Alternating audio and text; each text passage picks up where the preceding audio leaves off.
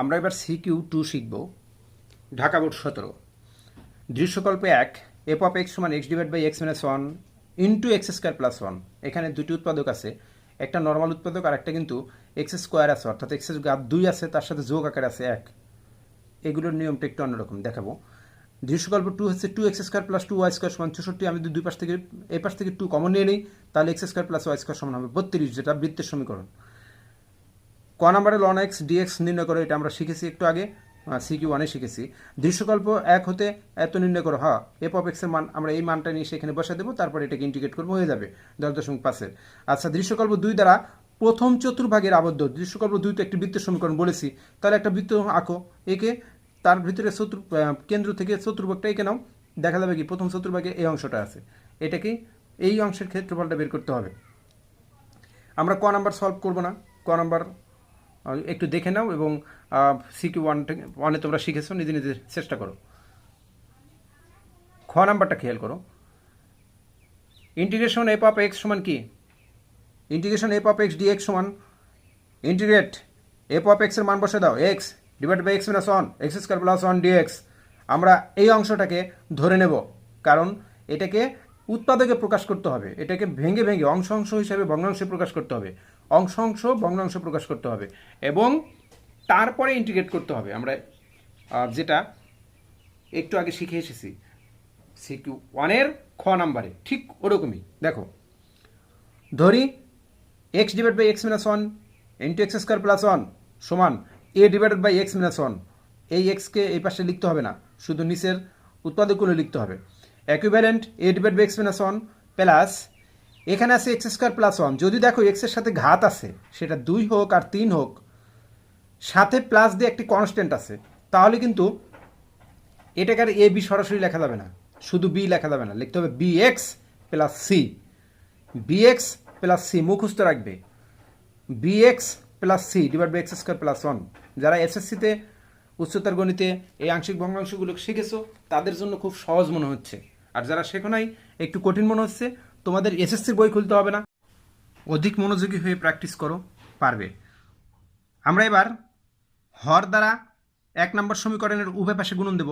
তাহলে হর দ্বারা এই পাশে গুণন দিলে এই হরের আর এইটা তো হর নাকি, এটা দ্বারা এটা কাটাকাটি হয়ে যাবে, থাকবে শুধু এক্স।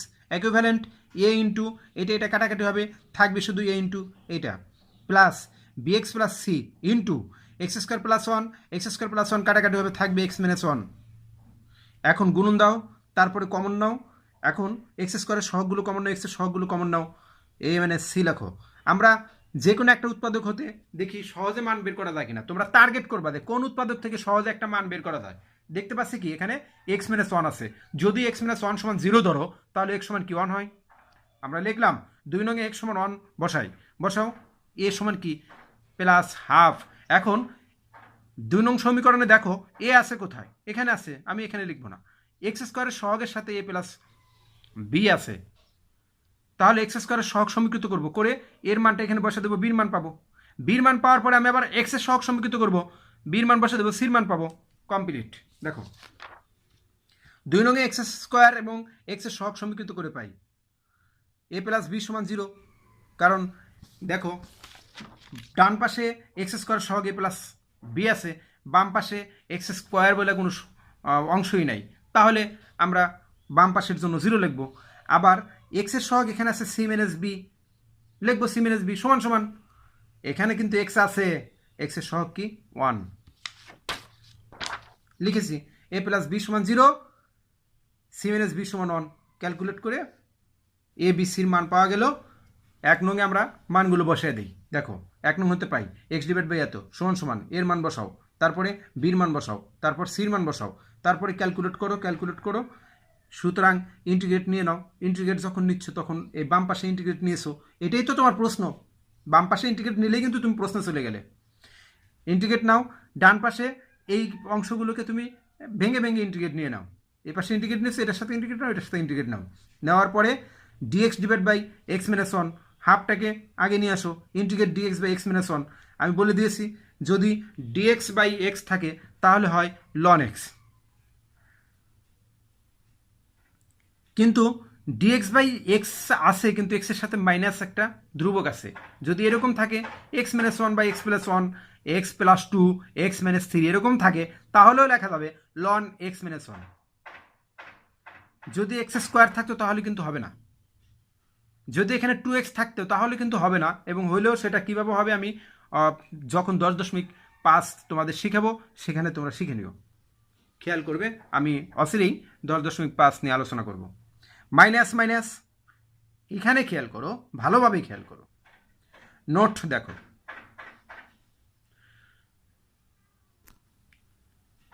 হরকে ডি বাই ডিএক্স করলে বা ডিডিএক্স করলে, হরকে ডিডিএক্স করলে যদি লব পাওয়া যায়, তার মানে হরকে ডিফারেন্সিয়েশন করলে যদি লব পাওয়া যায়, তাহলে ইন্টিগ্রেট করলে লন হর হবে, অর্থাৎ লনের সাথে হর নিতে হবে।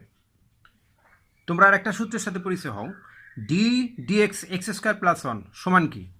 সমান হচ্ছে, আগে সূত্রটা দেখে নাও, d d x x to the power n, d d x x to the power n সমান হচ্ছে এন, পাওয়ারটা আগে চলে আসলো, এক্স এন প্লাস ওয়ান পাওয়ারের সাথে অতিরিক্ত একটা এক যোগ হবে। আবার খেয়াল করো, d d x x to the power n সমান n x n plus one. এখন এখানে কি আছে? এক্স স্কোয়ার প্লাস ওয়ান, তাহলে এক্সের মান কত আছে? এক্সের পাওয়ার কত আছে? 2, এনের কাছে আছে 2, তাহলে 2 মাইনাস 1। আমি সূত্র ভুল লিখেছিলাম, এটা এন মাইনাস 1 হবে। তাহলে এখানে কি হবে? 2x 2 মাইনাস 1, এনের কাছে আছে 2, তাহলে 2 আগে চলে আসলো। এরপরে সূত্র কি? n মাইনাস 1, তাহলে 2 মাইনাস 1, 2 থেকে 1 গেলে 1 থাকে, সুতরাং 2x। আর 1-এর উপরে ddx করলে 0 হয়, মনে রাখবা। এখন এই 2xটা কি ছিল? এক্স স্কোয়ার প্লাস 1 হর ছিল, হরের ডিফারেন্সিয়েশন বা অন্তরীকরণ আমরা কি পেলাম? 2x। ddx কে অন্তরীকরণ বলা হয়, ইংরেজিতে ডিফারেন্সিয়েশন বলা হয়। আচ্ছা, একটু খেয়াল করো, উপরে আছে এক্স ডিএক্স, নিচে আছে 2 এক্স স্কোয়ার প্লাস 1। আমরা দেখতে পাচ্ছি যে এক্স স্কোয়ার প্লাস 1 এই অংশটাকে যদি আমরা ডিডিএক্স করি, তাহলে আমরা কি পাচ্ছি? 2x পাচ্ছি। উপরে তাহলে একটা 2x দরকার, লিখে দিলাম 2x। আর নিচে 2 ছিল, বাইরে নিয়ে আসো, সেই 2-র সাথে এই 2 ভেঙে দেওয়ার জন্য 4 লেখো, তাহলে 2 আর 4 কাটাকাটি হয়ে এই 2ই হবে। এখন এই অংশটাকে দেখো, এক্স স্কোয়ার প্লাস 1, এটাকে ডিফারেন্সিয়েশন করলে কি হয়? 2x হয়। এই যে 2x, সাথে dx তো থাকবেই, এই ইন্টিগ্রেট চিহ্ন আছে মানে dx থাকবে। আবার এইখানে খেয়াল করো, মাইনাস আর মাইনাসে কি হয়? প্লাস, হাফ বাইরে নিয়ে আসো, উপরে dx, নিচে এক্স স্কোয়ার প্লাস 1, এটাকে সাথে লেখো 1 plus x square. 1 plus x square লিখলেও চলে, এক্স স্কোয়ার প্লাস 1 রাখলেও চলবে। এটা একটা সূত্র আছে, 2 লিখছি মানে কোথাও খুঁজে দেখবা এই 2 নাম্বার সূত্রটা আছে। এখানে 1 লিখছি মানে কোথাও খুঁজে দেখবা 1 নিয়ে কোনো নোট দেওয়া আছে। আচ্ছা দেখো, হরকে ডিফারেন্সিয়েশন করলে যদি লব পাওয়া যায়, তাহলে ওটার ইন্টিগ্রেট ফলাফল হবে, আবার বলি, হরকে ডিফারেন্সিয়েশন করলে বা ডিডিএক্স করলে যদি লব পাওয়া যায়, তাহলে এই অংশটার ইন্টিগ্রেট হবে হচ্ছে লন হর। লন হর, তাহলে লিখলাম 1/4 লন, লিখলাম, পরম মান চিহ্ন দাও বা মডুলাস দাও, এটাকে মডুলাস বলা হয় বা পরম মান বলা হয়, মোড অফ বলা হয়। দেওয়ার পরে হর লেখো, হর কি আছে? এক্স স্কোয়ার প্লাস 1, আমরা তো বলে দিয়েছি হরকে ডিডিএক্স করে যদি লব পাওয়া যায় তবে ইন্টিগ্রেট করলে লন হর হবে। এই যে লন হর plus half d dx divide by 1 plus x square, integrate dx divide by 1 plus x square. এটার সূত্র হচ্ছে ট্যান ইনভার্স এক্স, লিখে দিলাম half tan inverse x plus c. এখন আমরা গ নাম্বারটা সলভ করব। তবে গ নাম্বার সলভ করার আগে তোমরা 1 গ্লাস পানি খেয়ে 2-3 মিনিট রেস্ট নিয়ে তারপরে এসে বসো। গ নাম্বার যদি ভালোভাবে শিখতে পারো, তাহলে 3-4টা অধ্যায়ে তোমরা যখন অঙ্ক করতে যাবে, ক্যালকুলাসের 3-4টা অধ্যায় তোমাদের কাছে অনেক সহজ হয়ে আসবে। খেয়াল করো, 2x square plus 2y square সমান 64 আছে, এখান থেকে 2 কমন নিয়ে গেলে x square plus y square সমান 32 হয়। এখন এটা একটা বৃত্তের সমীকরণ, আমরা বৃত্তের অধ্যায়ে এটাকে শিখব। বৃত্তের সমীকরণ, বৃত্তের সমীকরণ হচ্ছে 5 নম্বর নোট দেখো, বৃত্তের সমীকরণ যদি কেন্দ্র হয় এইচ কে এবং ব্যাসার্ধ আর হয়, কেন্দ্র এইচকে এবং ব্যাসার্ধ আর হয়, তাহলে আমরা লিখব বৃত্তের সমীকরণ x minus h whole square plus y minus k whole square সমান সমান আর স্কোয়ার। বৃত্তের আরেকটি সমীকরণ আছে, যদিও এখানে ব্যবহার হয় নাই, কিন্তু তোমাদের মনে রাখার জন্য একটু লেখা হয়েছে। দেখো x square plus y square সমান 2gx plus 2fy plus c সমান 0। এই দুইটা সূত্র ঠাডা মুখস্থ রাখবা। দেখো এক্স মাইনাস 0 হোল স্কোয়ার, কারণ এক্সের সাথে 0 ছাড়া অন্য কিছু বানানোর সুযোগ নাই। ওয়াই মাইনাস 0 হোল স্কোয়ার সমান সমান 32কে আমি যদি লিখি √32 হোল স্কোয়ার হয়ে গেল। এখন এই সূত্রের সাথে তুলনা করো, এক্স মাইনাস 0 এক্স মাইনাস এইচের কাছে 0 আছে, ওয়াই মাইনাস 0 ওয়াই মাইনাস কে এর কাছে 0 আছে, আর স্কোয়ার আর এর কাছে আছে √32। সুতরাং বৃত্তটির কেন্দ্র এইচকে এখানে হবে বৃত্তটির কেন্দ্র 0 0। ব্যাসার্ধ আর স্কোয়ার আছে দেখে আর, কিন্তু ব্যাসার্ধ এখানে কি √32 আছে, তার উপর স্কোয়ার আছে, সুতরাং √32 হচ্ছে ব্যাসার্ধ। √32কে আমরা লিখতে পারি 16 গুণন 2, 16-র উপর রুট করলে হয় 4, 4√2 একক। এখন আমরা এই অংশটাকে আবার লিখি, আবার x square plus y square সমান সমান 32, তাহলে ওয়াই স্কোয়ার আমরা ওয়াইয়ের মানটা নিয়ে আসবো, ওয়াইয়ের মানটা বের করবোই প্রত্যেক ক্ষেত্রে। 10.7-এর এই অঙ্কে ওয়াইয়ের মানটা বের করবা। দু একটা ব্যতিক্রম আছে, আমি যখন 10.7 নিয়ে আলাদাভাবে শিখাবো তখন তোমরা ওইটা বুঝতে পারবে। ওয়াই সমান সমান √32 মাইনাস এক্স স্কোয়ার। এখন এখানে আমরা কি দেখলাম, একটা বৃত্ত আঁকলাম, বৃত্তের ভিতরে একটা কোয়াড্রেন্ট বা একটা কোয়াড্রেন্ট এঁকে নাও, তারপরে বৃত্তটা আঁকো। আঁকার পরে ব্যাসার্ধ দেওয়া আছে 4√2, তার মানে কেন্দ্র থেকে ব্যাসার্ধ এই পর্যন্ত না, এই অংশটা এখান থেকে এই দূরত্ব কি 4√2, তাহলে সর্বনিম্ন হচ্ছে 0 প্রথম চতুর্ভাগের ক্ষেত্রে। প্রথম চতুর্ভাগের ক্ষেত্রফলটা বের করতে বলা হয়েছে, এই জন্য প্রথম চতুর্ভাগের ক্ষেত্রে সর্বনিম্ন 0 থেকে শুরু, 4√2 থেকে শেষ। তাহলে এটাকে আমরা আপার লিমিট ধরবো, আর 0টাকে কি ধরবো, লোয়ার লিমিট। দেখো ধরি এক্স সমান 4√2 সাইন থিটা। আচ্ছা এটাতে আসি পরে। সুতরাং বৃত্তের প্রথম চতুর্ভাগের আবদ্ধ ক্ষেত্রফল সমান সমান upper limit 4√2, lower limit 0, y dx, এক্সের সাপেক্ষে অন্তরীকরণ করবো আর কি।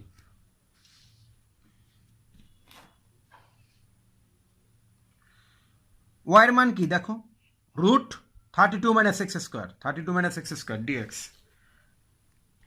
রুট যদি থাকে 32 থাকে তারপরে মাইনাস থাকে, এরকম একটি সংখ্যা দেওয়ার পরে যদি মাইনাস থাকে পরে এক্স স্কোয়ার থাকে, তাহলে এক্সটাকে ধরে নিবা। এক্সটাকে ধরার সময় মাইনাস থাকলে সব সময়ের জন্য সাইন ধরতে হবে, এটা মনে রাখবা। মাইনাস থাকলে সব সময়ের জন্য সাইন ধরতে হবে, কারণ সাইন ধরলে আমি সুবিধা পাই। দেখো 1 মাইনাস সাইন স্কোয়ার সমান কি কস স্কোয়ার বের করতে পারি, এই জন্যই আমি সাইনটা ধরবো। আর সাইন ধরার সময় তোমাকে আরেকটা বিষয় খেয়াল রাখতে হবে, 32 যাতে কমন নেওয়া যায়, 32 কমন নিয়ে এখানে 1 বানাতে হবে, সেইভাবে সাইন ধরতে হবে।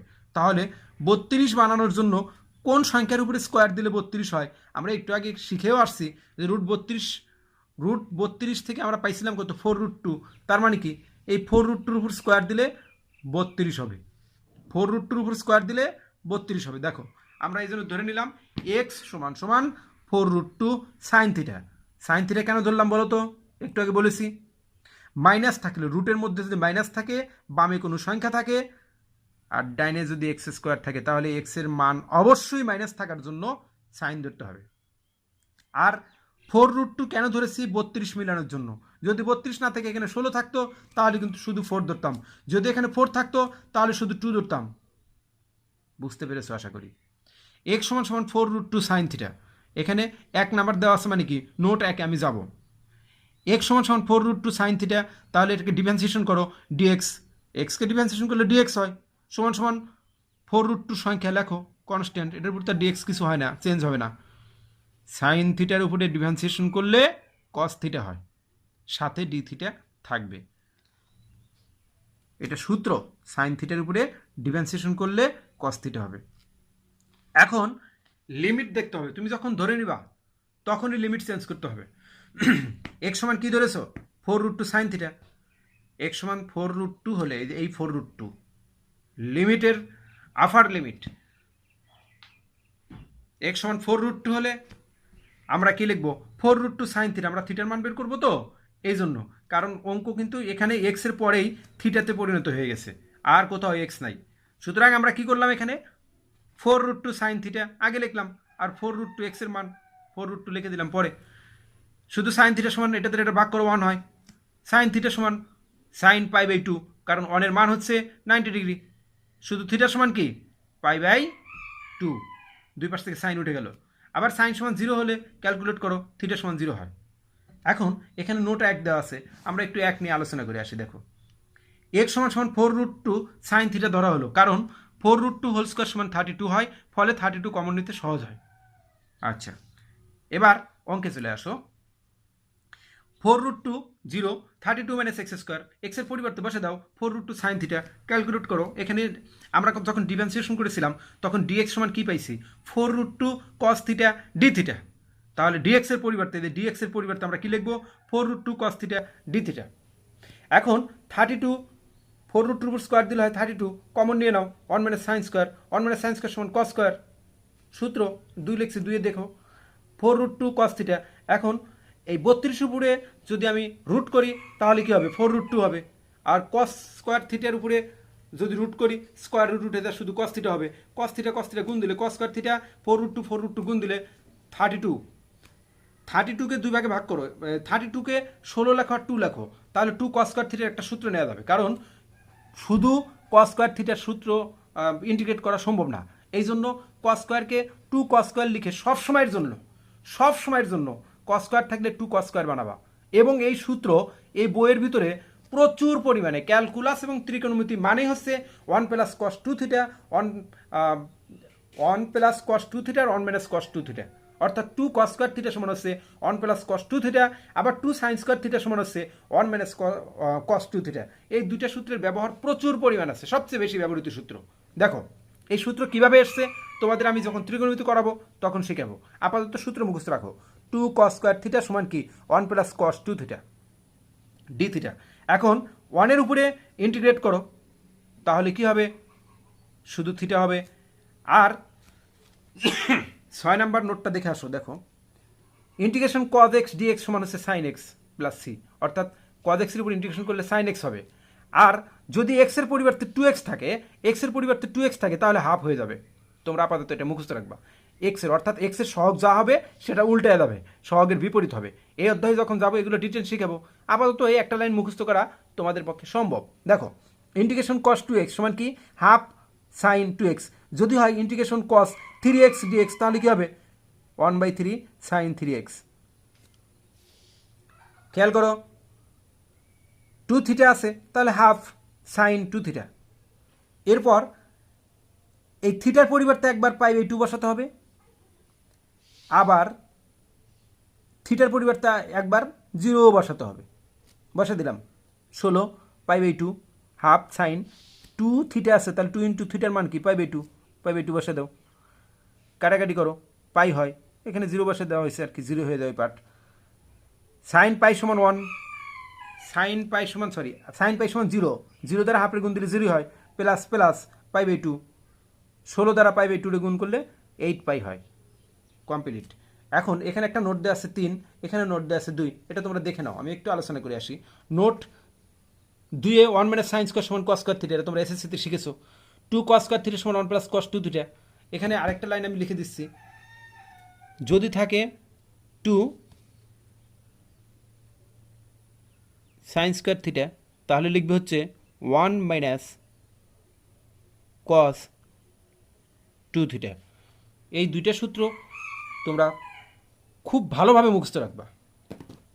এখন এখানে বলছে বৃত্তের প্রথম চতুর্ভাগের আবদ্ধ ক্ষেত্রফল নির্ণয় করো। আর প্রথম চতুর্ভাগেরটা চাইছে, যদি সম্পূর্ণ চাইতো প্রথম চতুর্ভাগের চাইছে দেখে তো আমরা এখানে শুধু ওয়াই লিখছি, ইন্টিগ্রেট দিয়েছি। যদি সম্পূর্ণ চাইতো তাহলে কিন্তু এখানে একটা 4 দ্বারা গুণন করতাম, আমি সেই নোটটা এখানে দিয়ে দিয়েছি।